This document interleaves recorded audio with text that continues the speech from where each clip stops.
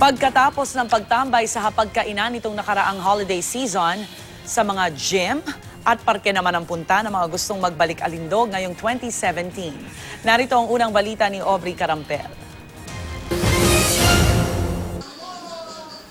Nitong nakaraang holiday season, hindi maiwasan ang pagkain ng marami dahil sa sunod-sunod na parties at family gatherings. Kaya sa pagpasok ng taong 2017, marami ang nais magbalik alindog. Kahit pa unang araw ng bagong taon at marami pa rin ang nasa holiday mood, may mga ilan na pinili ng mag-workout. Si Joji Roque kasamang nag-walking ang kanyang mga anak sa UP Diliman.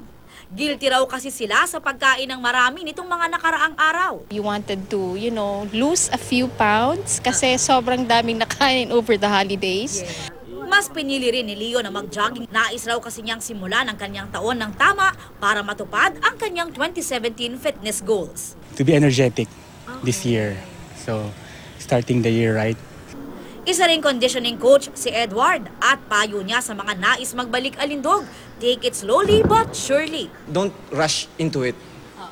Hindi pwede kasi yung too much too soon kasi mabibigla yung katawan Kailangan lagi ng transition. So kung magbabalik alindog, dahan-dahan lang. Say naman ng mga eksperto, ngayong tapos na ang holiday season, mas mainam na simula ng taon na may healthy living goals. Proper diet and regular exercise lang talaga yung mabibigay kong payo para sa mga tao. Para sa unang balita, Aubrey Carampel reporting.